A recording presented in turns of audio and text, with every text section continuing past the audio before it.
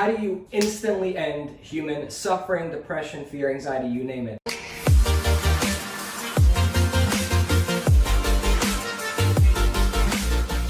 My name is Szabo, and I'm not a medical doctor or anything like that, so this is for educational purposes. I'm not trying to give professional advice, but here's the deal. As Tony puts it, Tony Robbins, great guy, human suffering comes down to people perceiving their problem as something being permanent, pervasive, and personal, right? So personal meaning it's all about them. Pervasive meaning that it pervasives in other areas of their life, right? Because of this one problem, let's say financial issues, all these other things are problematic too, right? That's what means pervasive. And permanent, well, it's not going to go away. So if there's no way to get rid of the problem, then the human is going to experience suffering, desperation, despair, all these terrible emotions that I have experienced myself too. But there's a way to essentially get rid of it. Now, there's a couple different ways, but one of them is to look at it from a logical standpoint and just ask yourself some questions. So take a look at the problem that you have.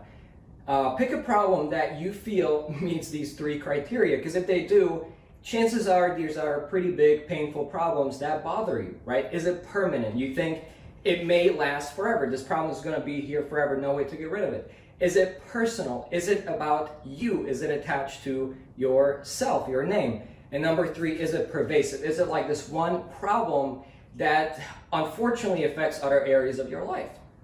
So once you get that problem, simply ask yourself, is this really permanent? Is this problem really permanent? And just allow yourself, just out of curiosity, to wrestle with the question just for a minute. You don't have to get an answer necessarily, but just think about it. Is this really permanent? Right? First of all, we're humans. We're not going to be here forever, so it's certainly not permanent. And it may seem like it's going to last forever, but who knows? Maybe in a year, things will change. I mean, it's the ultimate truth. Time goes on. This too shall pass. So maybe it seems permanent now, but maybe in a year, it's not going to be there anymore, or in 5 years. So is it really permanent? And answer the question honestly. If it's really not as permanent as you might have led yourself to believe to, you may notice that the intensity of the problem is a little bit more quiet, but it still may be there. So then let's look at it. Is it really personal? Is it really about me? Is it only me that's going through this, or is it the rest of humanity as well? Right? Lately, it's been kind of crazy. The COVID, the travel lockdowns, all this crazy stuff happening.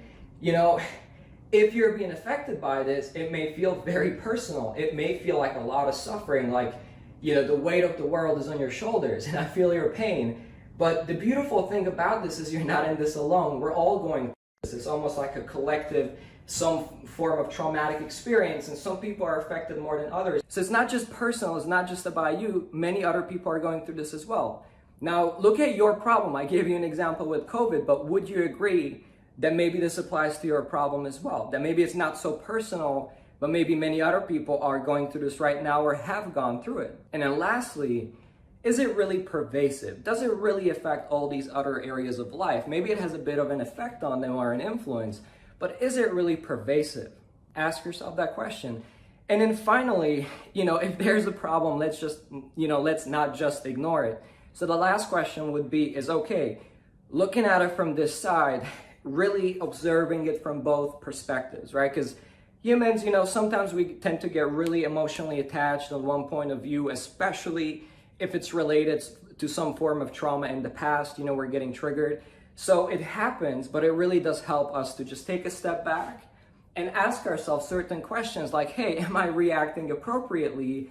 Or am I really making this problem seem more permanent, more pervasive, more personal than it really is?